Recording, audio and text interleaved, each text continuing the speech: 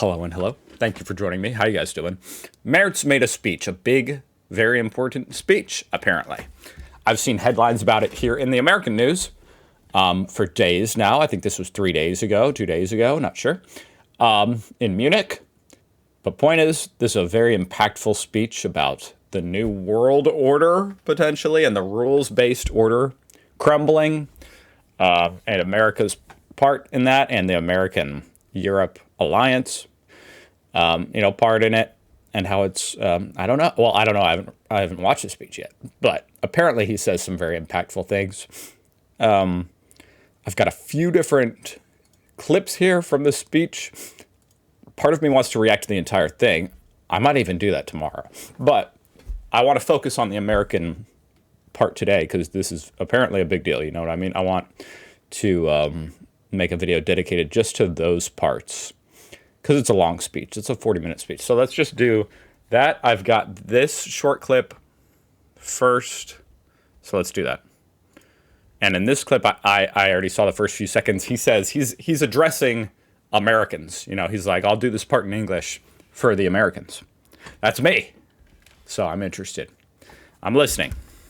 Let me paraphrase this for our American friends in English.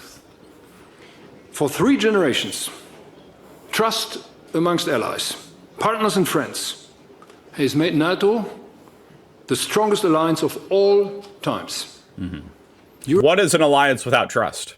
You know what I mean? When he says that, it's so interesting to me. NATO is so much bigger than just on a piece of paper. You know, it's not just a contract on a piece of paper, which is how Donald Trump thinks of these things. He's a moron. I mean, sorry, I'm already calling Donald Trump a moron. It's only like 10 seconds in.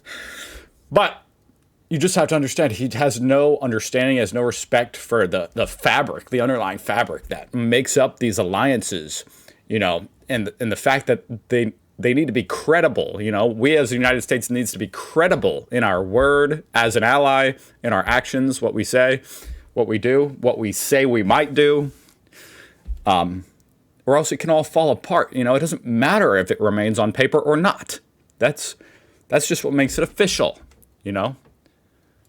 Anyway, and Donald Trump, once you start disrespecting what's on that paper or undermining it, sorry.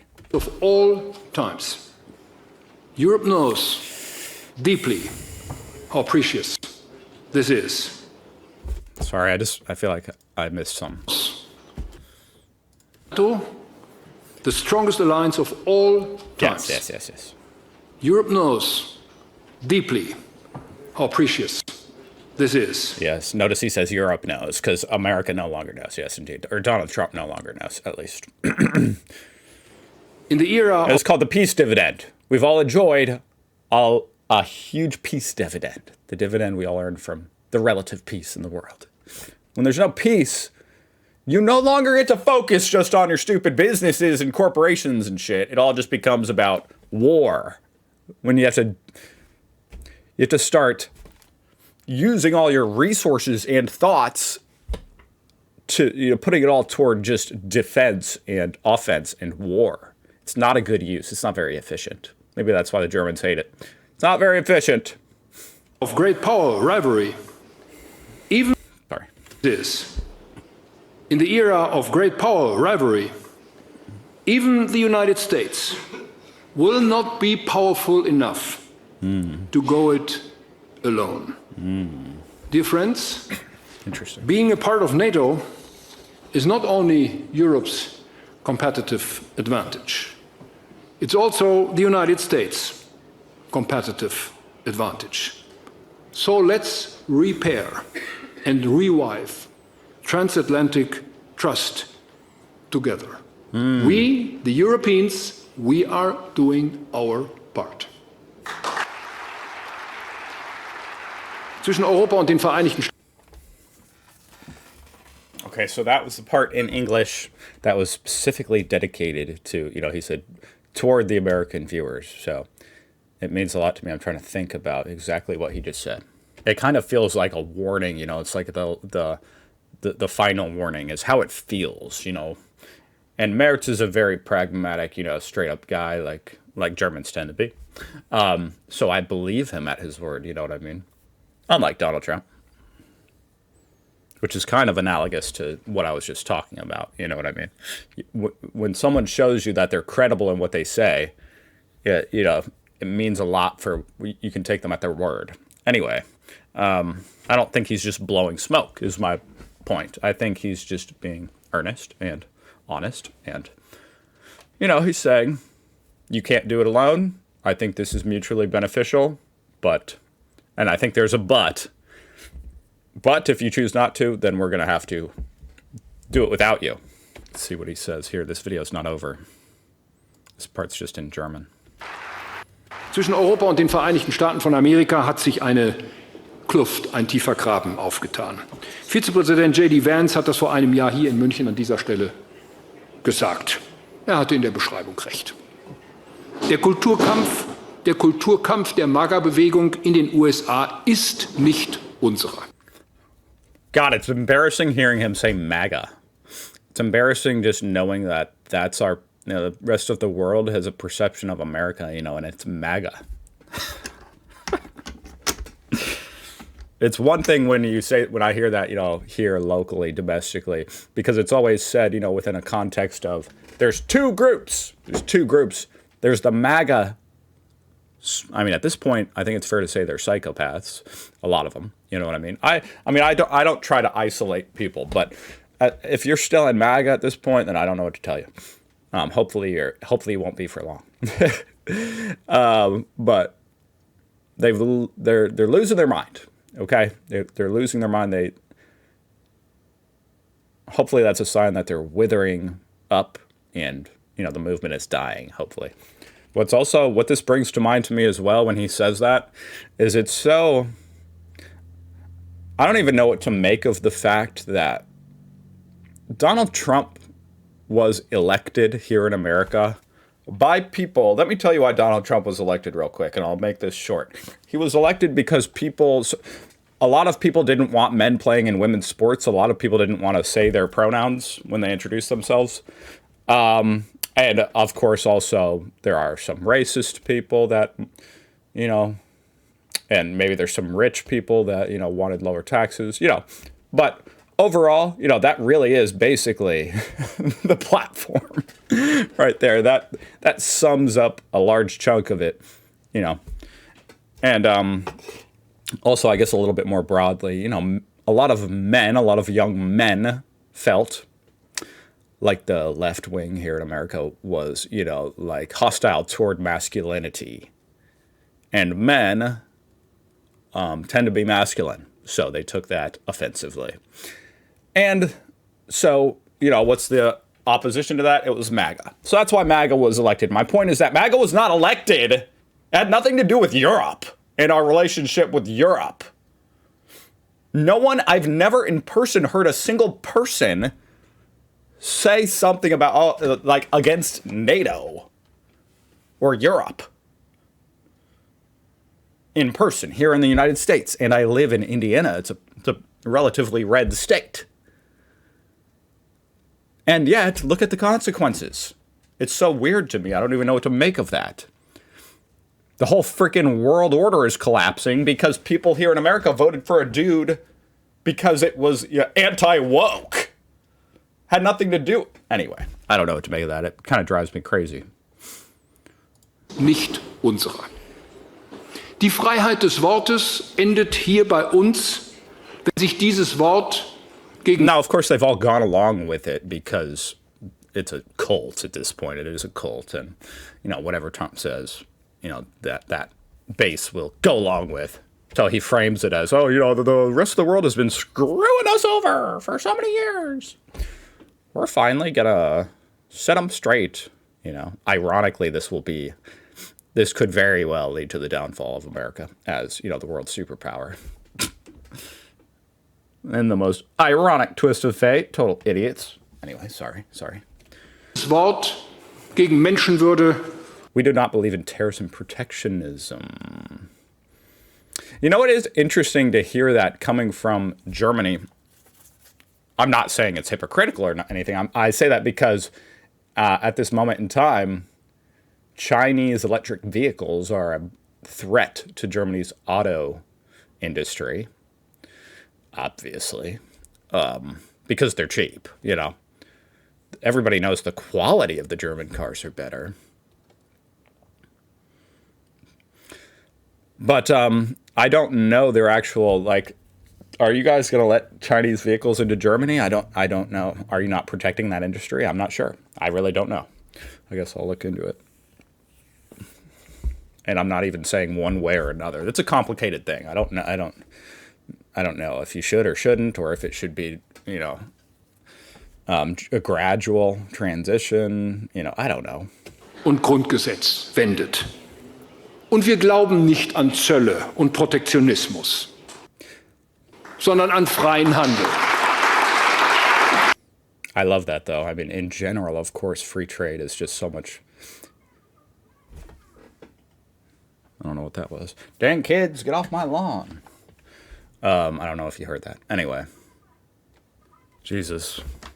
My video is already 11 minutes long just at that part. See, this is why I'm not doing the full speech right now.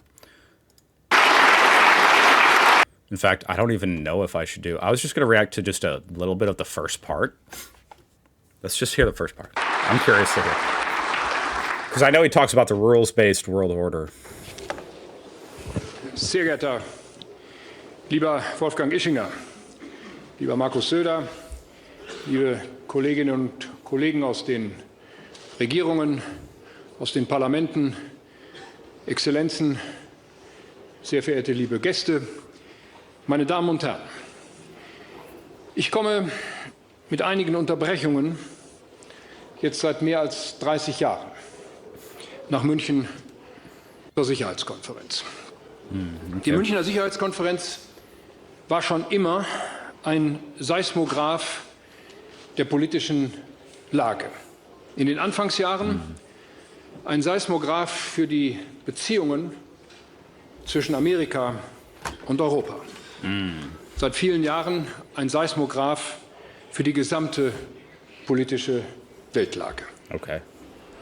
Ich bin in früheren Jahren vor allem hierher gekommen, um die Beziehungen zu unseren amerikanischen Freunden zu pflegen, aber auch um neue Akteure der Außenpolitik und der Sicherheitspolitik aus vielen Ländern der Welt zu treffen.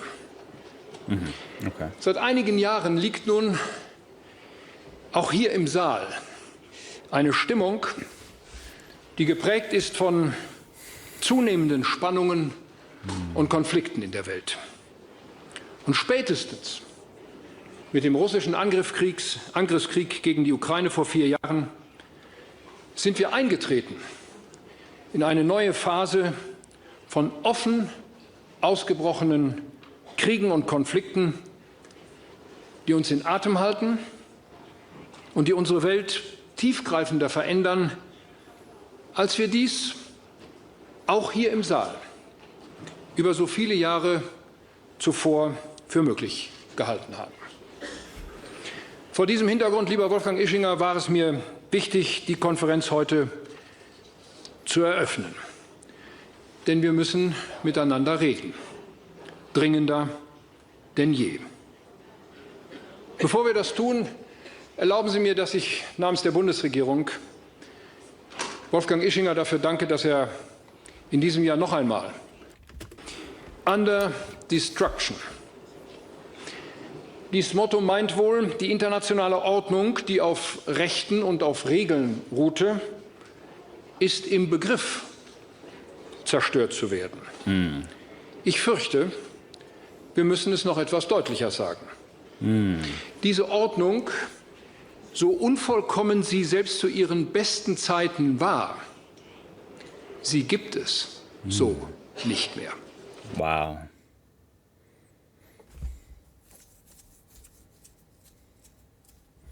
That's a very chilling statement. You know, that's a very profound declaration. It's quite a scary one as well.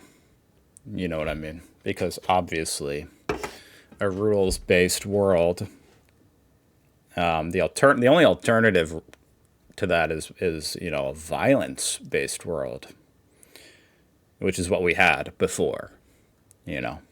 And maybe we've all just been very naive for 80 years, assuming we had it all figured out.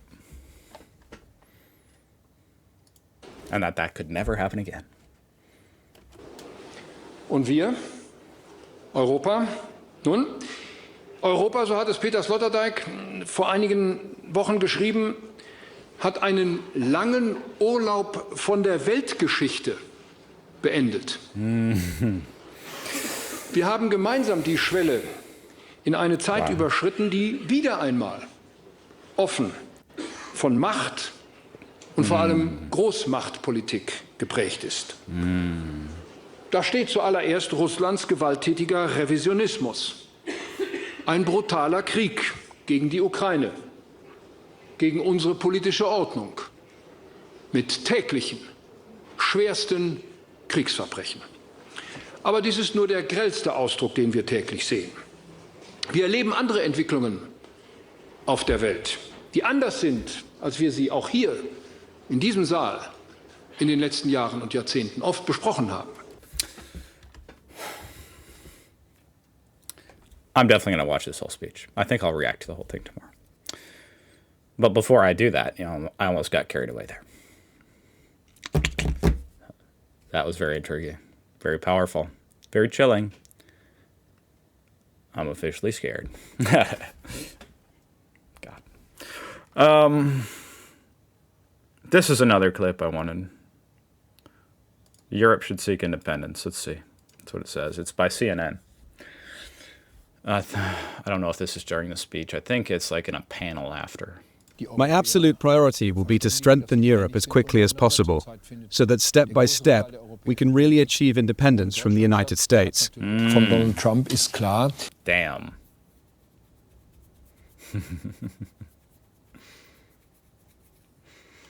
There you go. I mean, the tipping point has already happened, He says we need to repair the relationship, but also we need to be independent from the United States. Damn.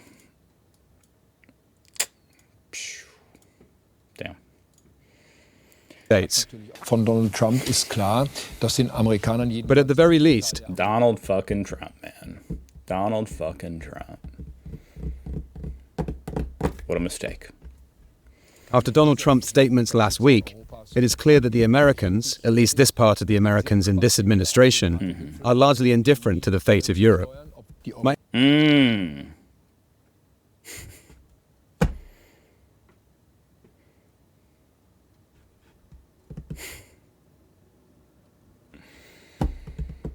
Wow. So despicable. So despicable.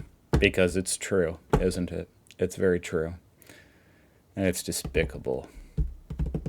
This administration is despicable.